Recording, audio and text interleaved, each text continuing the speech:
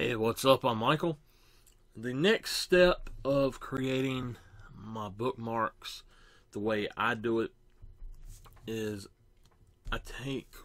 after I do the artwork, of course I have to do the artwork. That would be the next step. And you can see this in the Lighthouse bookmark, Oak Island Lighthouse bookmark video. And the next step, you might think it would be to go on and laminate it. Well, if you have used watercolor paper, then there's an extra step. If you've used watercolor, I should say. If you've wet the paper with any type of paint or anything like that, it's going to make it curl. So there is another step to go through. And that step is I take it and I put it in a glassine bag. This is, you can buy these at Michael's, $2 for 25 of these bags. These are in the snack section where they have the cake stuff, and all I do is I can take one or two for each of these bags, and I gently get that in there. I make sure that it's all the way in the corner and all the way down in there, and I'm going to leave it right there for now. Let me move this out of my way, I don't need it now. The next thing, the next part, is you can see it in there, because it's curled up, and if your paper's not curled, you do not have to do this. I have a book press that I built. And let me zoom out. Okay, so I'm going to unscrew this enough to lift the top board just a little bit. Now, I did make this by hand. If you want to know how to make a book press, I believe there is a channel. It's called Sea Lemon, I believe, and she shows how to make a book press. This, I glued two 1x4s for each board, the top and the bottom, and I used one board and cut it into 4 equal lengths, and then I glued 2 of them together for a top and 2 of them for a bottom, and I've made them flat across as I could, and all I have to do is open this up just a little bit, and I can slide this in here. Once I get it in there, and I can do this on both sides. I can do it for I could probably put about 8 bookmarks in this thing if I wanted to at one time, maybe more. But I'm going to just start tightening down the wing nuts. This is just a bolt with wing nuts and washers on either. It's a bolt, washer, and then on this side it's a washer and then the wing nut. And it was fairly easy to do.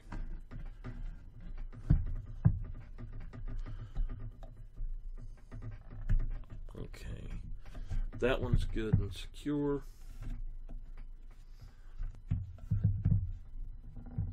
That one is good to go. You do want to make these tight so that it sort of squeezes that back into shape. Alright, now that bookmark will be ready to laminate tomorrow. I leave them, when I do them, I leave them overnight. If I am going to do a whole bunch of them, then I would try to put a bunch of them in here at one time and then leave them overnight. Alright, the next part, if you have flattened it out, then the next part is obviously to take it out of the book press. And I put those really tight.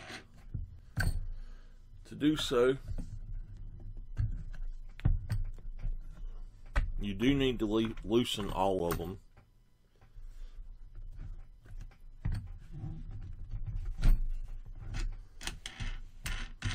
And I will say that this does not work all the time. Most of the time it does work, but sometimes it does not.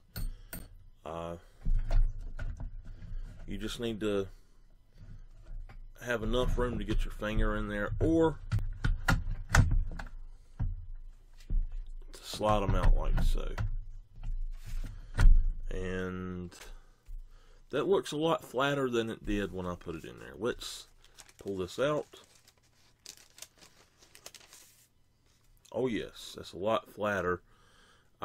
It's still got that little curl in it. I'm actually going to take it and curl it back a little bit with my hands. The lamination process will fix the rest of it. So I'm going to set this to the side a moment.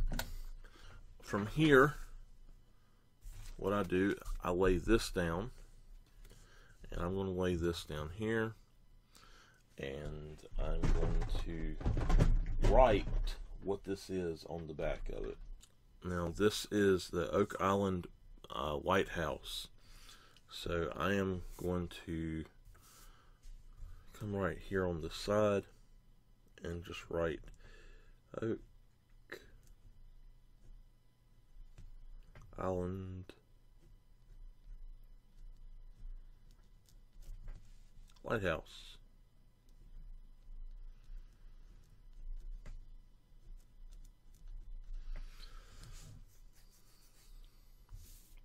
And then down here at the bottom, I'm just going to sign it.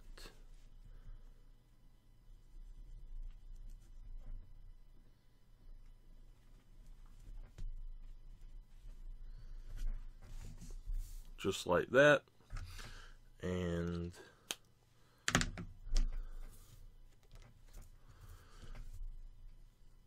you can see that it did not bleed through.